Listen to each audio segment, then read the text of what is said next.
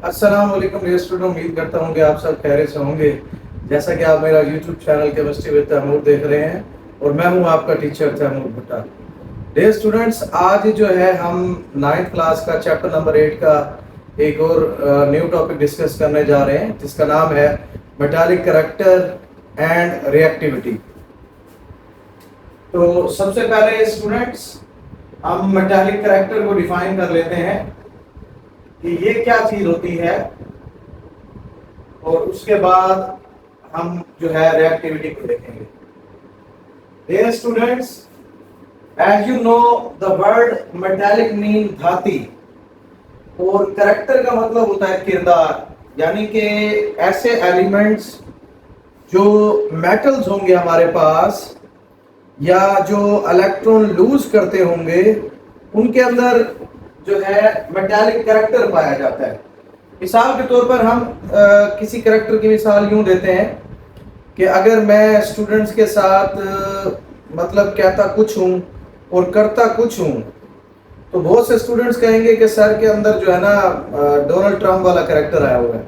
तो इसी तरह से हमारे पास जो मेटालिक कैरेक्टर है, मेटालिक कैरेक्टर दरअसल हमारे पास एलिमेंट की वो खसूसियत होती है, वो सलाहियत होती है जिसमें जो है वो इलेक्ट्रॉन लूज करके कैटाइन बनता है या पॉजिटिव आयन कहलाता है। यानी किसी एलिमेंट के अंदर इलेक्ट्रॉन लूज करने की जो सलाहियत होगी उसको हम इलेक्ट्रोपॉजिटिविटी कहेंगे या उसको हम उसका मेटालिक कैरेक्टर कहेंगे। इसका मतलब ये हो गया कि कोई भी एलिमेंट जो जितना आसानी से अपने आउटर मोस्ट शेल में से इलेक्ट्रॉन लूज करेगा, तो वो उतना ज्यादा जो है मेटालिक कैरेक्टर शो करेगा, उतना ज्यादा वो इलेक्ट्रोपॉजिटिव हो जाएगा।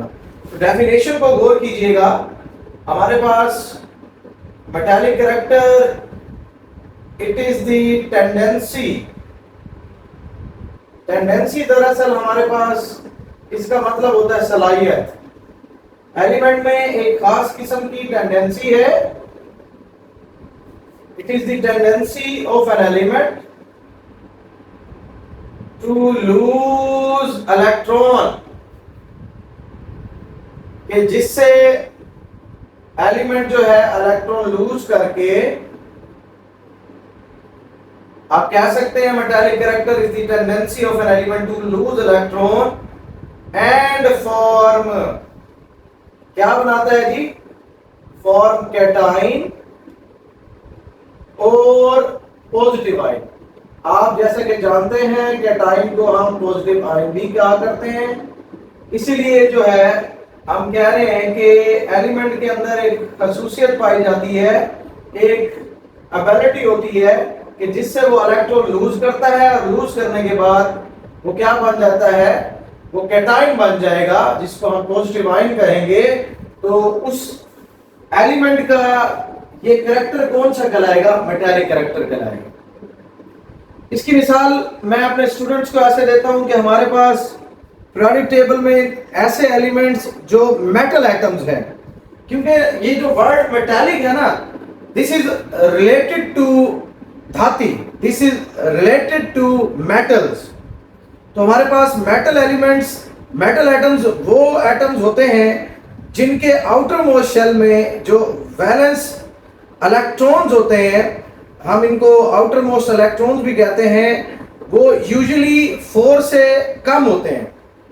जब 4 से कम होंगे तो वो इलेक्ट्रॉन अपने आउटर मोस्ट शेल में से निकाल देगा एटम, और वो क्या बन जाएगा? कैटाइन बन जाएगा। जैसे कि मैं आप लोगों को मिसाल देता हूं, हमारे पास सोडियम एटम है, इसके वैलेंस शेल में हमारे पास एक इलेक्ट्रॉन होता है, और जब ये इलेक्ट्रॉन लूज करता है, आप जानते हैं हमने प्रीवियस टॉपिक में आयनाइजेशन एनर्जी में ये चीज डिस्कस की, तो ये बन जाता है पॉजिटिव आयन, और इसने एक इलेक्ट्रॉन लूज कर दिया, तो दिस इज कैटाइन, इसको हम कैटाइन कहते हैं। सिमिलरली इसी तरह हमारे पास मल्टीपल एग्जांपल है। हमारे पास पोटेशियम है, ये भी हमारे पास क्या है? मेटल एटम है।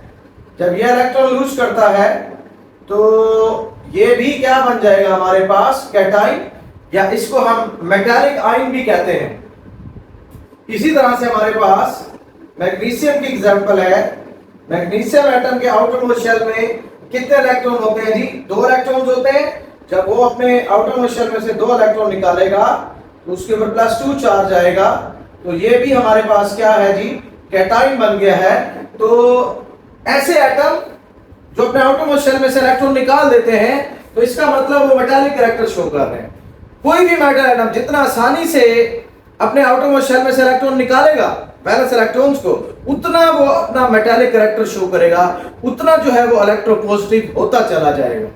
डियर स्टूडेंट्स, अब जो है हम इसकी वेरिएशंस की बात कर लेते हैं कि इसका जो मेटालिक कैरेक्टर के ट्रेंड्स हैं ग्रुप और पीरियड्स के अंदर, वो भी आपको समझाता चलूं।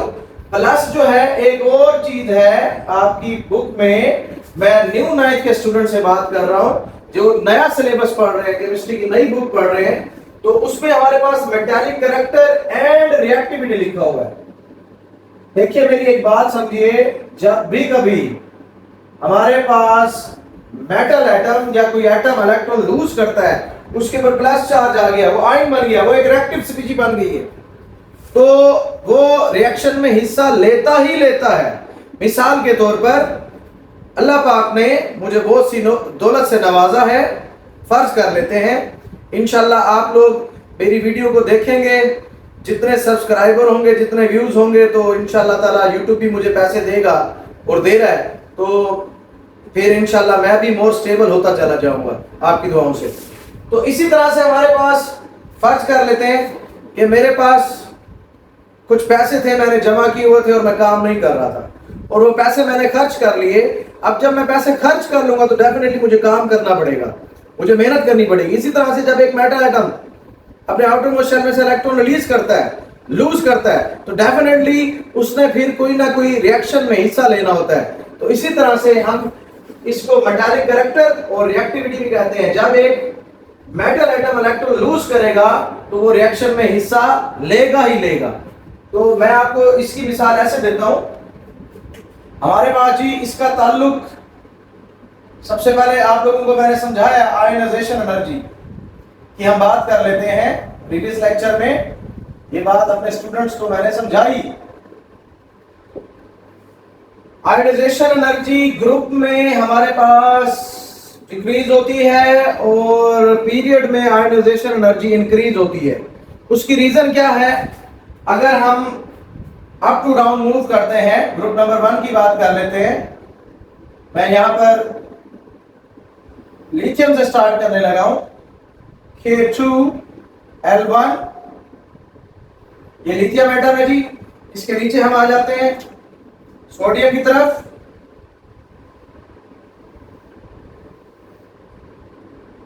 K2L8M1। उससे नीचे हम आ जाते हैं जी पोटाशियम की तरफ। इसके हमारे पास 4 शेल बनेंगे। आप सब स्टूडेंट्स को ये बातें समझाई जा चुकी हैं, मल्टीपल टाइम्स ये चीजें आपको बताई गई हैं। तो हमारे पास ये क्या है? हमारे पास सोडियम एटम है, ये हमारे पास क्या है जी? पोटाशियम एटम है। अब आपने गौर करना है, जैसे जैसे अप टू डाउन हम मूव कर रहे हैं ग्रुप में, हमने ग्रुप में मूव करना होता है up to down, top to bottom. मैंने आप लोगों को समझाया अपने प्रीवियस लेक्चर्स के अंदर कि ग्रुप में हमने किसी भी एलिमेंट को देखना है तो हम अप टू डाउन देखते हैं, पीरियड में हमने किसी भी एलिमेंट को देखना है तो हम लेफ्ट टू राइट देखते हैं। तो हमारे पास आप देख रहे हैं कि ग्रेजुअली एटम का साइज जो है बढ़ता जा रहा है। अब हम अगर देखें यहां पर जो न्यूक्लियर चार्ज है आउटर मोस्ट इलेक्ट्रॉन्स पर, यहां पर देखें दिस इज न्यूक्लियर चार्ज, यहां पर देखें this is nuclear charge. Nucleus की जो अट्रैक्शन है, क्योंकि आपको पता है न्यूक्लियस में हमारे पास कौन सी चीज मौजूद होती है? प्रोटॉन मौजूद होते हैं जी, प्रोटॉन। तो जैसे जैसे हम ऊपर से नीचे मूव करते हैं तो वैसे वैसे एटम एटॉमिक साइज जो है, एटॉमिक रेडियस जो है वो इंक्रीज होता है। अब एटॉमिक रेडियस जब इंक्रीज होगा तो न्यूक्लियस की जो अट्रैक्शन है आउटर मोस्ट इलेक्ट्रॉन पर वो कम होती चली जाएगी और आउटर मोस्ट शेल में से इलेक्ट्रॉन निकालना आसान हो जाएगा।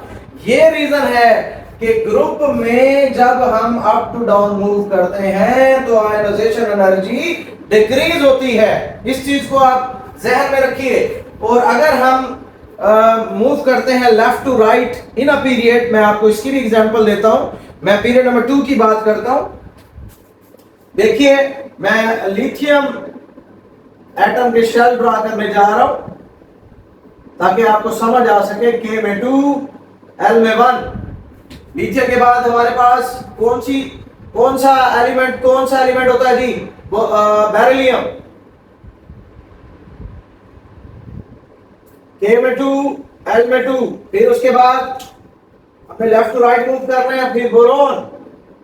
मैं आप लोगों को दिखाई दे रहा होगा, ग्रेजुअली हम जब लेफ्ट टू राइट मूव कर रहे हैं, एटॉमिक साइज डिक्रीज होता हुआ दिखाई दे रहा है आप लोगों को। ऐसा क्यों हो रहा है?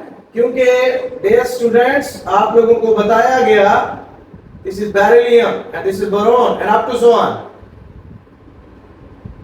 आपको बताया गया when we move from left to right in a period the atomic radius decreases respectively. क्यों डिक्रीज करता है? दरअसल हमारे पास शेल की तादाद कांस्टेंट रहती है, लेकिन प्रोटॉन और इलेक्ट्रॉन इंक्रीज हो रहे होते हैं, जिसकी वजह से अट्रैक्शन बढ़ती है। तो जैसे जैसे हम लेफ्ट टू राइट मूव करते जाते हैं, एटॉमिक रेडियस जो है वो हमारे पास डिक्रीज होता चला जाता है। लिथियम का देखिए, आपको साइज थोड़ा बड़ा नजर आ रहा है, बेरिलियम का उससे कम हो गया, कॉन्ट्रैक्ट हो गया, और बोरोन का और ज्यादा कॉन्ट्रैक्ट हो गया। दैट्स मीन, इसका मतलब यह हुआ कि जो लिथियम का न्यूक्लियर चार्ज था आउटर मोस्ट इलेक्ट्रॉन्स पर, वो कम था। और अगर हम बोरोन के साथ इसको कंपेयर करें तो यहां पर जो न्यूक्लियर चार्ज है आउटर मोस्ट इलेक्ट्रॉन्स के ऊपर, वो थोड़ा सा स्ट्रॉन्ग है। तो इसीलिए यहां पर जैसे जैसे लेफ्ट टू राइट हम मूव करेंगे तो आयनाइजेशन एनर्जी इंक्रीज होगी। आयनाइजेशन एनर्जी का मेटालिक कैरेक्टर के साथ एक रिलेशन है। रिलेशन ये है कि जब हम अप टू डाउन मूव करते हैं तो आयनाइजेशन एनर्जी डिक्रीज होती है, क्योंकि साइज बढ़ता जाएगा, आयनाइजेशन एनर्जी कम लगेगी इलेक्ट्रॉन्स को निकालने के लिए। तो जितना इलेक्ट्रॉन आसानी से निकलेगा, जितना इलेक्ट्रॉन आसानी से लूज करेगा कोई भी एटम, उतना वो मेटालिक कैरेक्टर शो करेगा, उतना वो इलेक्ट्रोपॉजिटिव होता चला जाएगा। अब हम पीरियड की अगर बात करते हैं डियर स्टूडेंट्स, तो जब हम लेफ्ट टू राइट मूव करते हैं, एटॉमिक रेडियस कॉन्ट्रैक्ट होता है, कम होता है, जिसकी वजह से आयनाइजेशन एनर्जी बढ़ती है, ज्यादा आयनाइजेशन एनर्जी लगानी पड़ती है। तो ज्यादा आयनाइजेशन एनर्जी लगाने से हमारे पास जो है मेटालिक कैरेक्टर डिक्रीज होगा। सर ऐसा क्यों है? मैं आपको मिसाल देता हूं। अगर हम कंपेयर कर लें, अगर हम इस सोडियम को और मैग्नीशियम को कंपेयर कर लें एल्यूमिनियम और सिलिकॉन से, तो डियर स्टूडेंट्स, ये हमारे पास ज्यादा रिएक्टिव होते हैं, सोडियम और magnesium, as compare to aluminium and silicon. देखें, मेटालिक कैरेक्टर और रिएक्टिविटी का मतलब यह है कि जब कोई एटम जितना आसानी से इलेक्ट्रॉन लूज करेगा, उतना ज्यादा वो रिएक्टिव होगा।